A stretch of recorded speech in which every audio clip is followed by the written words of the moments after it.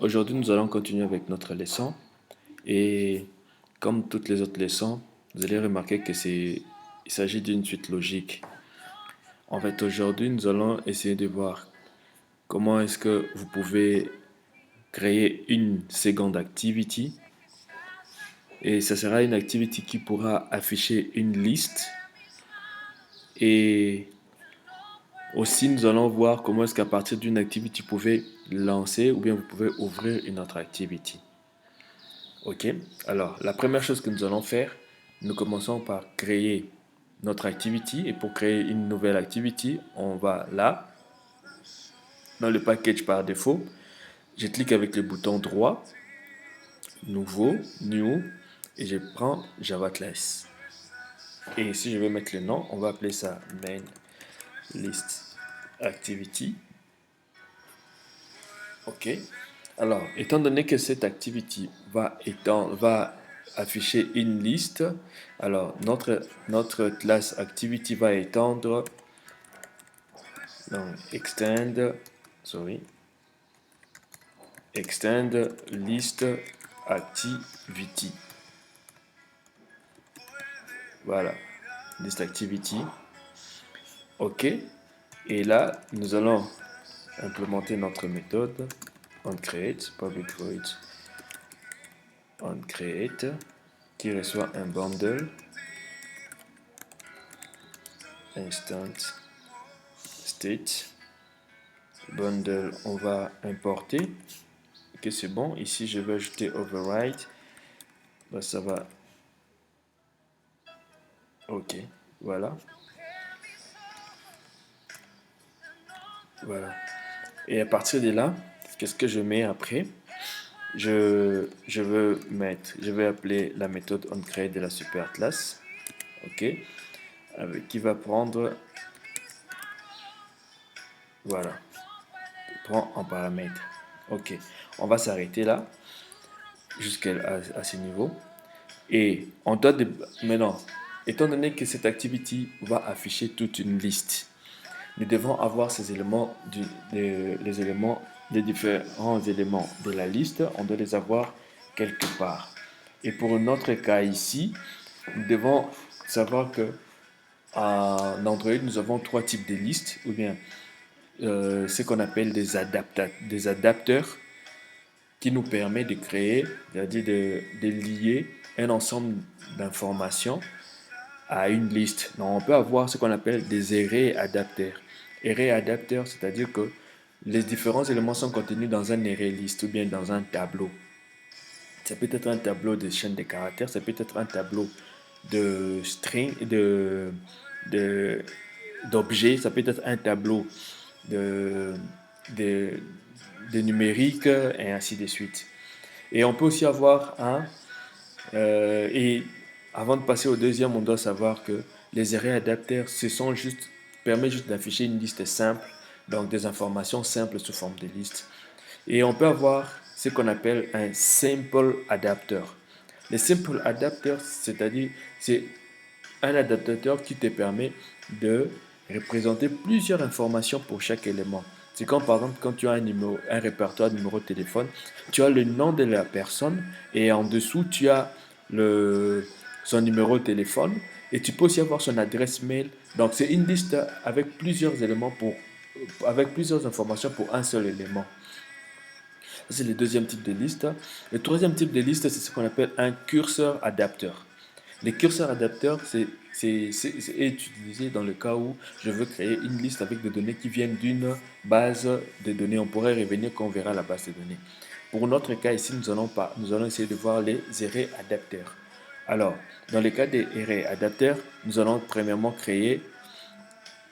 commencer par créer une valeur, donc un XML qui nous permet de type array list. Comment on fait? On va cliquer là avec le bouton droit, nouveau. On vient ici dans XML, values XML. Je clique là. Et ici, je vais mettre la valeur en majuscule, pardon, le nom. On met, on peut appeler ça une liste. Vous pouvez mettre en minuscule, c'est toujours mieux. Menu liste, on va appeler ça comme ça. Voilà. Et ici, je vais maintenant mettre mes valeurs. Donc, je commence, c'est un string array. Donc, mes string, c'est un array liste de forme string. Comme ça, je donne le nom. On va appeler ça notre liste. Notre liste, comme ça, ok.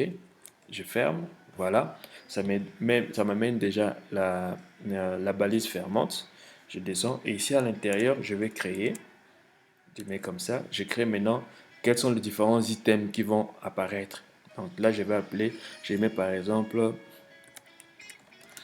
saisie des universités.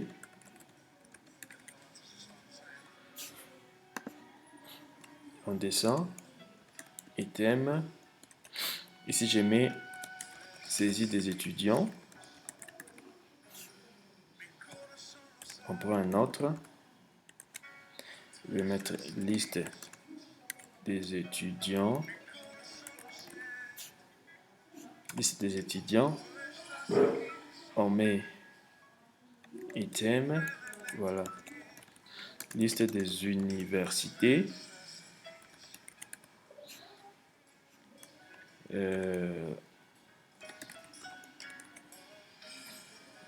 Quoi encore on peut mettre? Recherche, par exemple. Voilà. Nous avons notre liste qui est là. Et nous l'avons mis dans un array list. OK, on enregistre. Dès que nous avons enregistré, nous allons maintenant créer un layout. Et le layout, c'est le layout qui va nous permettre de pouvoir enregistrer, de pouvoir afficher les données dans, notre dans cette activity, main list activity. Donc le layout ici. Et le layout que nous allons créer sera de type text view. Donc nous mettons ici les layout resource file. Ok, on va appeler ça layout list ou bien layout row, layout ligne, j'appelle ça layout ligne.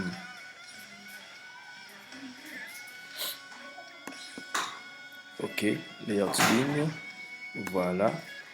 Et ici dans layout ligne, nous allons changer. Là où vous voyez linear layout, je vais mettre text view. Text view, voilà. Et je remplace ici aussi text view. Voilà. Je vais juste essayer de ranger là pour que ça me facilite la tâche. Sorry. Ok. Alors, j'enlève ici, je n'ai pas besoin d'orientation. À la place d'orientation, je vais mettre ID. Comme ça. ID égale, je mets ID. Le ID qui me permettra de faire référence à ces widgets. Donc, je vais appeler ici ID. On peut appeler ça ligne. Voilà. Ligne. Et on peut définir la couleur du texte, on peut définir ce qu'on veut, mais bon, on pourra y revenir après. Ici, ce qu'on fait, on ajoute d'autres paramètres. Donc, on va faire Android et on met padding, padding pour définir la marge intérieure. Et le padding, on va mettre à 10 DIP. OK. Ici, on va changer en fill parent. OK, fill parent pour que ça remplisse l'espace. Et ici, on va mettre Android. Après, on met text size. Text size, on va mettre en 16 DIP. OK. Android, on va mettre aussi le texte style. On met ça en bold. Voilà. OK. Là, on a déjà défini notre layout. Et ce qu'on fait, l'étape qui va suivre maintenant, il faut qu'on puisse créer, c'est-à-dire il faut qu'on puisse attacher ces layouts à notre activity ici. Alors vous allez remarquer que dans notre cas ici, nous n'allons pas utiliser les set content view. Étant donné que nous étions dans list activity, nous allons utiliser notre méthode pour faire un binding. Alors, nous allons premièrement commencer par créer un, une variable un tableau qui va stocker toutes les informations que nous avons enregistrées ici dans le menu list qui a été un array list. Donc vous allez voir ici, menu list c'est un array. On doit les stocker dans une variable pour qu'on puisse, de type tableau, comme ça c'est un array, donc la variable doit être un tableau pour que nous puissions être en mesure de les utiliser. Donc on va créer une variable de type string. Et string ici, ça doit être un string en forme de tableau. Donc je veux mettre...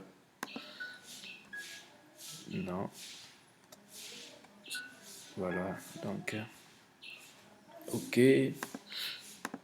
String. J'ouvre le crochet. Donc je mets le crochet. Je vais appeler ça ici... je peux appeler ça tableau liste égale. Alors, ici, qu'est-ce que je mets? Je vais faire, étant donné que ça se trouve dans une ressource, donc je dois faire appel à cette ressource. Alors, pour faire appel à une ressource, je vais utiliser get ressource, comme ça, point. Dans get ressource, je peux avoir plusieurs éléments. Je peux get un string, je peux get une animation, je peux get un boolean, je peux prendre une couleur, mais ici, je vais prendre get string array. String array qui est là. OK. Maintenant, quel est le nom de ces string array que je veux récupérer? Parce que ici, dans menu liste, je peux avoir plusieurs string array avec différents noms. Alors ici, je dois définir, donc quand je dis plusieurs listes string array, c'est-à-dire je peux avoir un string array encore comme ça. Je mets un nom, par exemple, essai. Voilà, donc je peux avoir plusieurs string array et c'est à moi maintenant de définir quel est le string array que je peux avoir ici. Par exemple, là, on peut juste avoir deux éléments. Ça nous fait déjà deux string array. Donc ici, je dois définir quel est le string array dont j'aurai besoin. Donc je fais R. R, je vais appeler ça array. Donc R, l'objet array, voilà. Et qui s'appelle notre menu valeur. Je pense que c'est le nom qu'on a donné. Non, notre liste. Voilà. Donc, notre liste qui est là. Voilà, notre liste. OK. Je mets le point virgule. OK. Dès que je fais ça, ce que je fais maintenant, déjà quand on utilise un list view, déjà il y a une méthode, set list adapter qui se trouve dans l'interface en fait, qui est compris dedans. Alors, comment est-ce que je fais? Je dois lier maintenant la liste adapteur, une liste adapteur en fonction de ces menus que nous avons créés à notre activity. Et là, j'ai fait 10, de notre activity. Je mets 7 liste adapteur. Voilà, liste adapteur est là.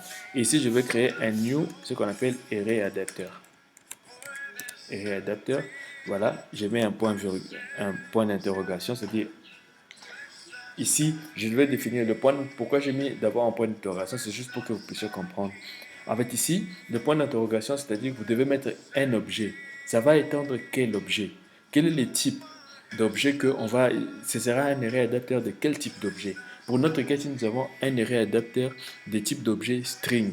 Donc ici, ça sera string. Si c'était un integer, on allait mettre integer là-bas. OK? Alors, là, maintenant, je dois définir integer et de quel string maintenant. Donc, je mets 10, comme ça. Et après, je définis les layouts. Donc, R, c'était quoi les layouts que nous avons définis? Les layouts que nous avons définis, c'était layout ligne.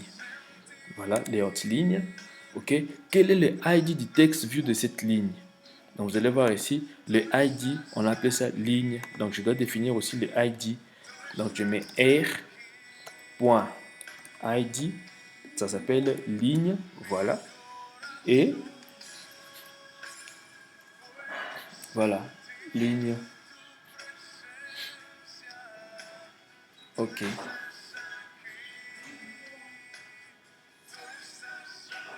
Je pense que j'ai oublié quelque chose.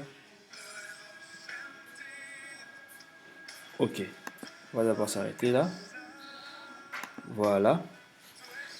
OK, alors, dès qu'on a fait ça, ok, ouais, j'ai oublié. Ici, après la ligne, je dois définir maintenant quel est cet objet.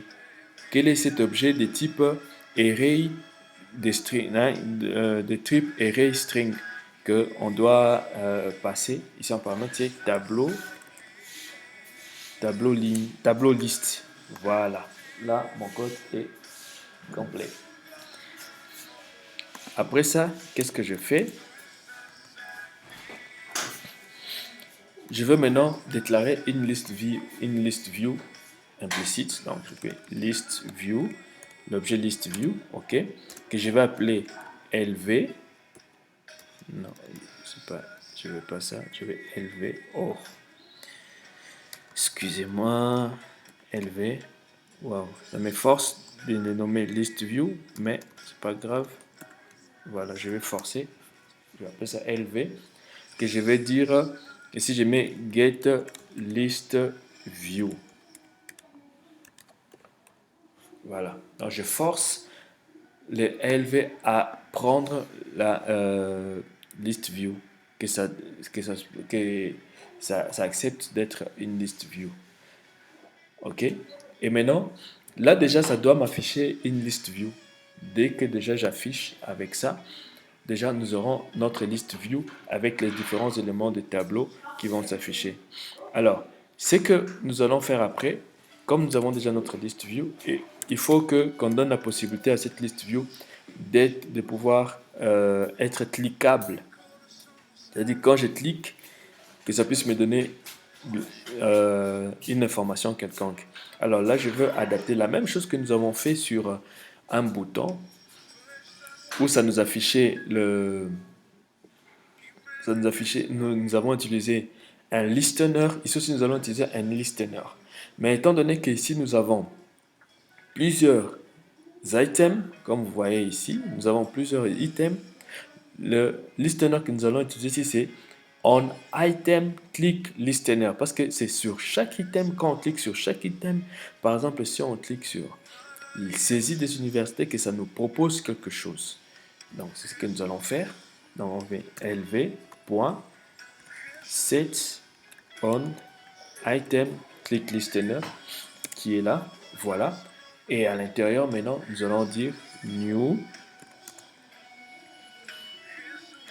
on item click listener. Voilà.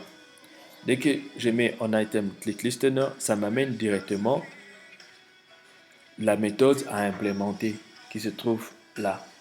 Et si nous avons différents paramètres, nous avons un adaptateur view, c'est-à-dire l'adaptateur view que nous avons attaché là. Nous avons une vue qui correspond à notre liste. Nous avons la position, quel est l'item que nous avons cliqué, est-ce que c'est le premier, le deuxième, le troisième, et nous avons son ID. Et ici, nous allons supposer, on crée par exemple un string, on met string, on appelle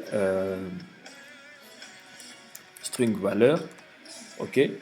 Comment on fait pour récupérer? Je sais que la liste view est composée ici notre layout est composé d'un text view, donc je peux récupérer en utilisant la liste view. Donc je vais caster ça, donc je mets text view, c'est-à-dire l'item qui a été cliqué, la vue qui a été cliquée, je la convertis en view. Voilà, view. Ou bien je vais changer ici pour que vous voyez bien, j'appelle ça V. Non, V, voilà, comme ça. Point, excusez-moi, je vais juste importer ici. Ok, c'est bon. Point, maintenant c'est à moi de récupérer, c'est déjà un text view. Alors, qu'est-ce qu'on peut faire sur un text view? Je peux récupérer la valeur du text view. Donc, je mets get text point toString. Et là, directement, ça me donne la valeur du texte. Et moi, je peux l'afficher maintenant dans un toast. Donc, je mets toast.makeText. Je pense que vous vous rappelez du toast. Nous l'avons utilisé. MakeText gets application context. OK. Je mets les textes. Ici, les textes, je mets éléments. élément, cliquer, comme ça, et puis je vais mettre plus, valeur, valeur, virgule, je mets la durée, toast, toast.lengthShots. OK. Ici en bas, je mets point chaud. Voilà. Donc, mis point chaud. Et nous allons essayer d'exécuter. Et ce n'est pas encore tout. Là, nous avons fini avec notre activity. Il faut maintenant qu'on donne la possibilité que cette activity, que nous puissions ouvrir cette activité à partir de là. Alors, la première chose, c'est que on doit définir les références dans le manifeste. Donc, je viens ici dans référence. Nous avons ici activity. Nous allons ouvrir un nouvel objet activity. Donc, je fais ça. Activity, le nom. Alors, ici pour le nom, vous voyez, par défaut, ça me propose deux possibilités. Ça me donne les deux ici. Donc, j'ai point main activity, j'ai point main list activity. Mais vous devez être sûr que ici, si vous savez que vous avez plusieurs packages et que votre activity se trouve dans un package différent que du package principal ici, à ces points ici, point student store, vous devez mettre point le nom de ces packages et vous mettez le nom de la classe. Pour notre cas ici, comme ça se trouve dans le package parent, on va juste mettre point main list activity. OK.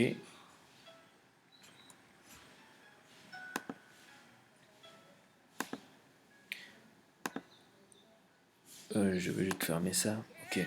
Main list activity. OK. Je mets encore Android, les labels. Les labels, c'est juste les labels des noms de l'application. Donc, je mets string. Comme ça. App name. Voilà. Et puis, je vais juste fermer. Oh, sorry.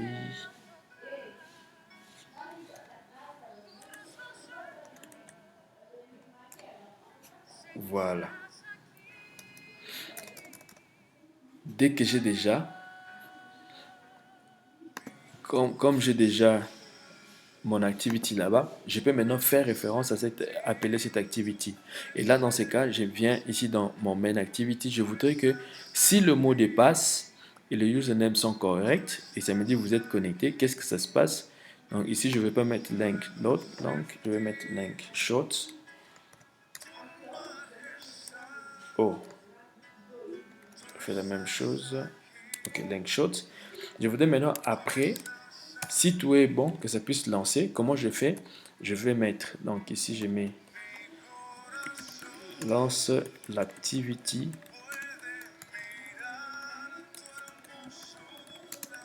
L'activité suivante. OK? Comment je fais? Je vais faire start. Nous avons deux possibilités. Première possibilité, start activity, comme ça. Et à l'intérieur, je lance un intent. Donc, un intent me permet, d'accéder, donc d'être à l'écoute d'une certaine activité, de recevoir, d'être à l'écoute de mon système. S'il y a quelque chose qui lui est passé, s'il y a une demande qui lui est faite. Alors, nous intent, quel est l'intent qui est fait?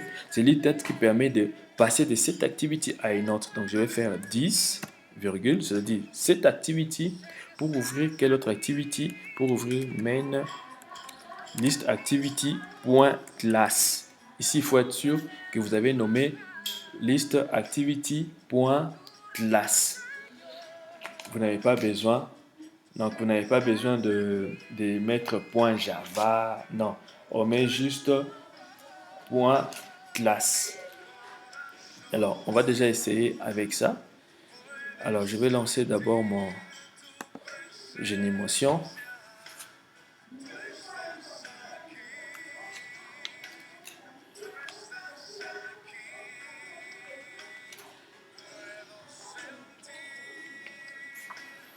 OK. Je vais lancer celui-ci.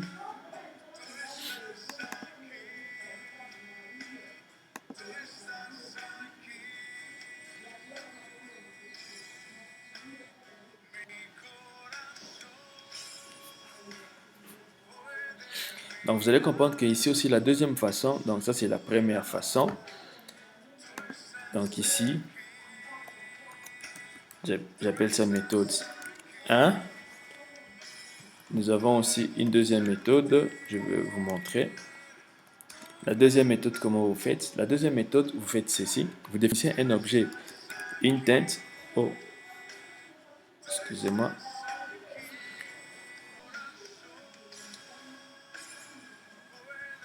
Je pense que ça a lancé l'émulateur quelque part.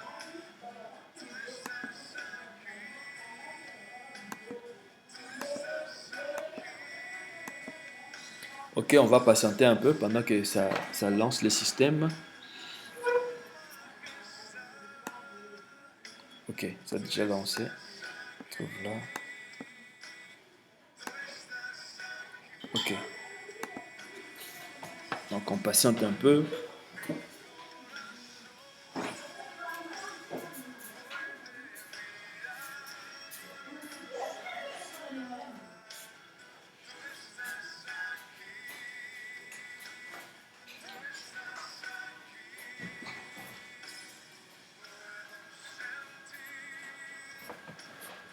Ok. Là c'est bon. Alors ce qu'on fait, on vient ici intent. Je définis un intent que je vais appeler i. Voilà, i égale or. Ok, j'appelle mon intent i. Alors, cet intent i, je vais mettre new intent, comme ça, et là, je vais répéter ce que j'ai mis ici. Donc, ce que je fais, je peux faire main activity.dis et qui va lancer main list activity.class. Comme ça, ok. Et dès que j'ai fini ça, je fais maintenant start activity intent i. Voilà, ça c'est la deuxième méthode. Donc, ça c'était juste pour information. Donc, vous pouvez aussi faire ça.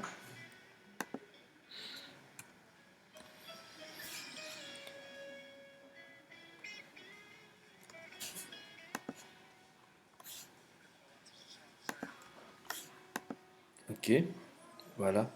Donc, là, vous avez déjà, on a déjà notre code. On va essayer d'exécuter, on enregistre. Donc, permettez-moi, je vais faire ça. Voilà. Comme ça, on pourra bien voir. Alors, je run. Je vais faire un debug. App. Ok, je patiente. Le Gradle est en train de lancer, donc ça crée l'APK.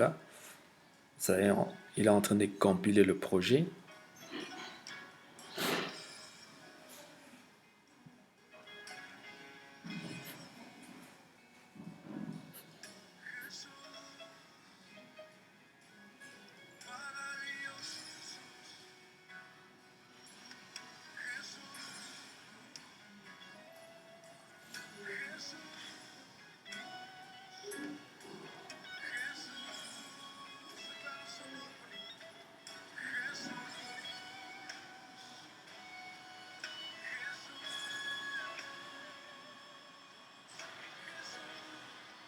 Ok, ça me dit que c'est bon. Voilà, je choisis ça, je fais OK. On va voir la réaction ici.